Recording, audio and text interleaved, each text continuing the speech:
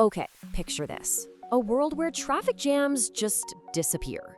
Where car accidents are something we read about in history books, and where your car acts as your own personal chauffeur. Now, this isn't the script for some new sci-fi blockbuster. This is a real snapshot of technology that's already hitting our streets, proving this whole revolution isn't decades away. It is here. And in this explainer, we're gonna break down exactly how it works and, more importantly, what it all means for us. And I'm not kidding. Companies like Waymo are already running thousands of these completely driverless robotaxis. We're talking paid rides every single day in major cities like Phoenix, San Francisco, and LA. And they're even starting to expand to London. So this is not a test anymore. It's a real commercial service. All right, so the million-dollar question is, how on earth does a car drive itself when there's no one in the driver's seat? Well, the secret is that it has a whole suite of what are basically superhuman senses. First up is LiDAR. The easiest way to think about it is like a bat's echolocation, but it uses light instead of sound. It's constantly spinning, shooting out millions of invisible laser points every single second. Those points bounce off of everything, other cars, people, the curb, and then come back to the sensor, creating this incredibly detailed live 3D map of the world. Next up, you've got radar. This is the car's all-weather champion. You know how a person or even a camera can get totally blinded by heavy rain, thick fog, or just the dark of night? Well, radar doesn't care. It just cuts right through all of that, bouncing radio waves off things to tell the car exactly how far away an object is and how fast it's moving. And finally, we have cameras, and lots of them. These are basically the car's eyes, and they provide all the rich detail and context. Cameras are what let the car read a stop sign, see that a traffic light just turned green, or even understand the hand signal from a cyclist who's about to turn. Now here's where the real magic happens. It's called sensor fusion. Think of it like a team of experts all working together. LiDAR is the surveyor, mapping every little detail precisely. Radar is the lookout, peering through any kind of bad weather. And the cameras, they're the interpreters, understanding all the signs and signals.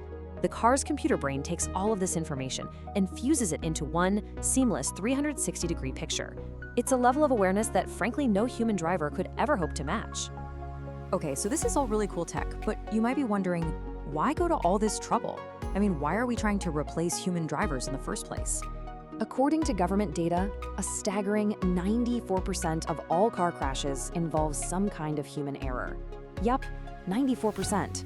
Our mistakes, whether we're distracted or tired or just make a bad call, are the #1 reason our roads are so dangerous. And when you put the two side by side, it's pretty stark. A machine driver never gets distracted by a text message. It never gets drowsy on a long trip. It never has a bad day or gets road rage. It is laser focused on the task of driving, 100% of the time, with no blind spots. A human driver learns over their own lifetime, but an entire autonomous fleet, it learns instantly from every single mile that every single car in the fleet drives. We're talking over 20 million miles on public roads, but even more important are the billions of miles they've driven in computer simulations. That's where they can practice for every weird, unpredictable what-if scenario you could ever imagine, something no human could ever do. But, you know, getting to that level of driving skill, it isn't like you just flip a switch. It's more like a ladder that we have to climb, one step at a time. So first, we need to get this key concept down. It's called the operational design domain. Just think of it as the sandbox where a self-driving car is designed to operate safely. This can include specific neighborhoods in a city, certain weather conditions, certain types of roads, or even just driving during the daytime. That sandbox idea really helps us understand the official levels of autonomy. Level 1 is basic stuff, like cruise control. Level 2, or hands-off, is pretty common in new cars today. The car can steer and accelerate for you, but you have to keep watching the road. The big leap is to Level 3, eyes-off, where the car is really driving, but you still have to be ready to take over. Level 4 is mind-off. Here, the car handles everything within its sandbox, its ODD, and you can relax. And finally, Level 5 is the ultimate goal, a car that can drive literally anywhere, at any time, in any condition. So where are we on that ladder today? Well, most new cars you can go out and buy have Level 2 systems. They're great, but you are always the driver in charge.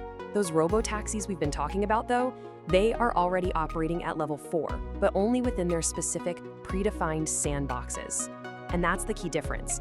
They operate with zero expectation of a human ever needing to take over. Okay, so let's zoom out a bit. We've talked about the tech, we've talked about the why. What does all this actually mean for our daily lives? what does this future actually look and feel like in the cities we live in? Now, of course, the road to that future isn't perfectly paved. There are still some big challenges. We have to solve for what are called edge cases, those super rare one in a million weird things that can happen on the road. We also need to get clear universal laws in place, and maybe most importantly, we have to earn full public trust. These are the tough problems that engineers and regulators are working on right now. But the payoff for solving them, it's almost hard to imagine. We're talking about safer streets with radically fewer accidents. We're talking about a whole new level of freedom and independence for the elderly and for people with disabilities. Imagine getting back all the hours you lose to your commute every single day. And just picture greener, less congested cities, where huge parking lots get turned into parks and community spaces. It's a pretty incredible vision. So here's where we stand. The hardware is getting cheaper. The software is getting smarter by the second. These fleets are expanding to new cities and are even starting to drive on freeways. At this point, the technology itself is no longer the biggest question mark. The real question is for us. Are we ready to embrace this change and finally let go of the wheel?